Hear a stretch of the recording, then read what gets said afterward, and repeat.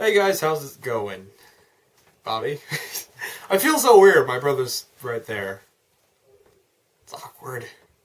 I happen to be sick in this one. I've got a cold that's been hanging on for almost a week. I have tiny chickens in my nose and in my throat. Because I've been sick, yesterday I just spent the whole day watching movies that I haven't seen before.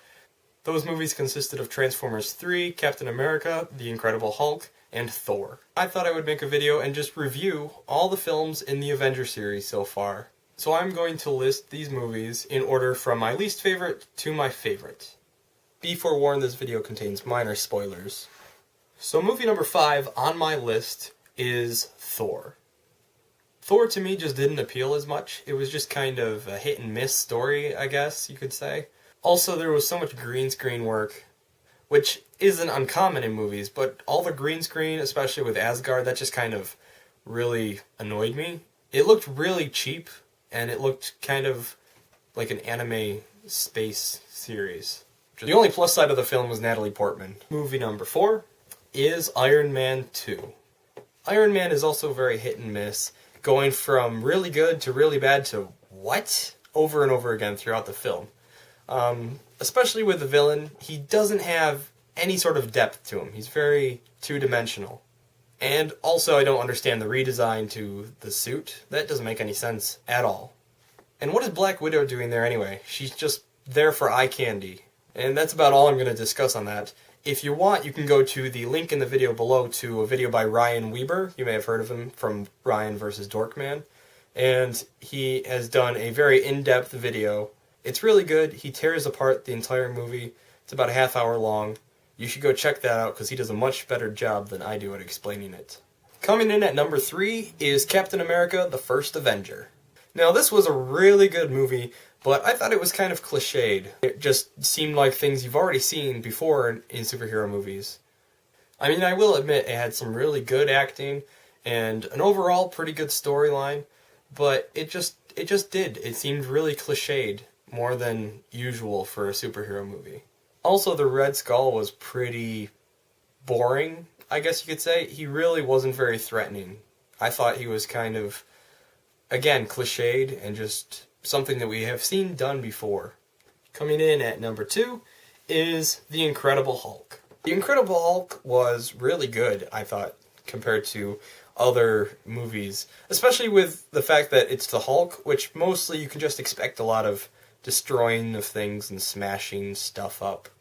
It was surprisingly good.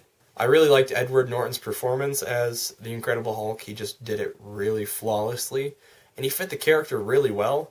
I liked the fact it was more story-based than it was action-based up until like the final boss fight. It just worked really well. In a lot of ways it was similar to Captain America in the fact that both were experiments for the military trying to work on super soldiers. Except in the case of the Hulk, he's running away from the military because the military wants to use him for their super soldiers. While in Captain America, he's willing to allow that to happen, and he goes along with it because he wants to somehow help out in the war.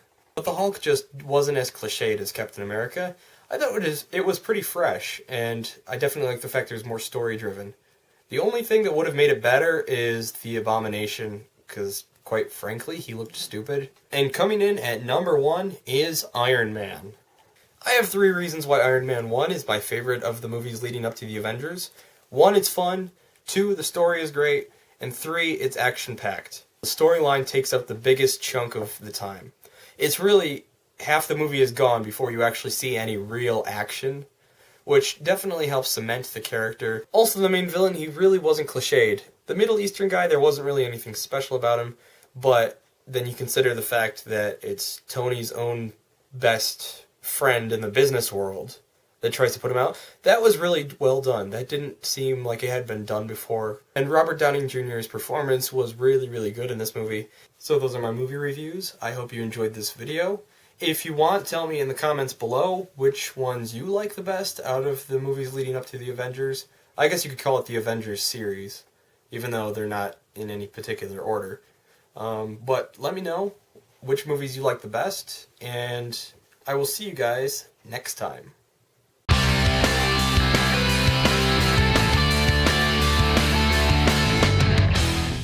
Was that good, though? Or, I don't know. What do you think? I wonder what's on TV. And that is how I will end the video.